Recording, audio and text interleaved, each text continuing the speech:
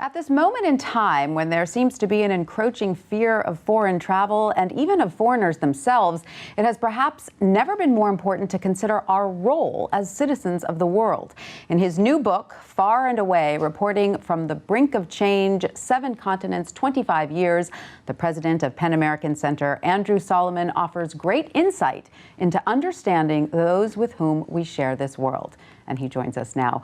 Welcome, Andrew. So lovely to have you here. What a thrill to be here, Tanya. Thank you. Andrew, what inspired you to publish this particular collection of essays at this moment in time? You know, most of it is articles that accumulated starting when I was in Moscow during the end of the Soviet Union and going all the way up to the elections in Myanmar last year. And I felt that the parts, which I had experienced as parts as I went along, added up to something that was really a bigger whole, which was essentially the notion that isolationism is incredibly dangerous and that in these xenophobic times we're living in, the obligation to engage with the rest of the world. It's not just a luxury to go someplace, it's not just educational, it's actually unbelievably important in establishing peace among nations. And did you know when you were planning on publishing this book that the current rhetoric of this political cycle would be what it is? I did not know the extent to which it would be what it is. I saw it heading in that direction. I saw people being stoked by politicians into so much fearfulness that they could barely leave the house or answer the door when somebody knocked at it. And I thought to my experience in Libya, which was that when I was there in the late Gaddafi period, all of the people who were in government and wanted to bring about rapprochement with the West were people who had studied in the US or the UK. And all the people who wanted to sustain hostilities were people who hadn't. And I just thought it's very hard to love a place that you don't know.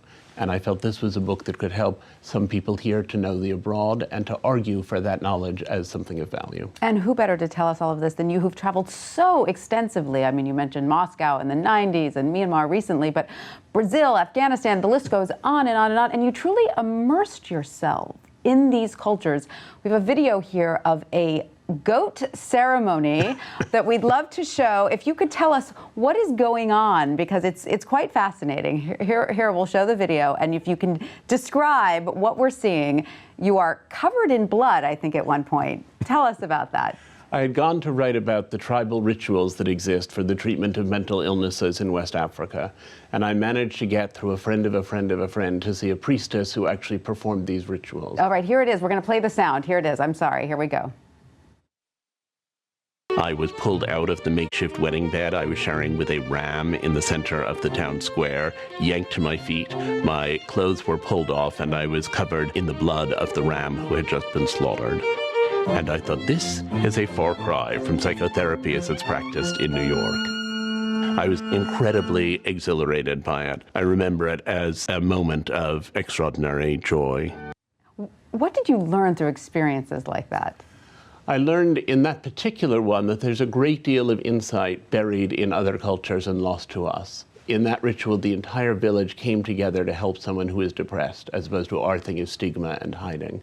But I think what I also learned was that the essential human problems are universal, and the language used to describe them or even to experience them is not universal, and that there are ways to translate the things we all have in common by engaging fully with the rhetoric that exists elsewhere. Amazing. It's so interesting also to me. I read the essay in which you described going to that small village in Romania where some of your ancestors had fled generations ago, and you came to a realization that in some ways maybe we were fortunate to have had to flee this part of the world.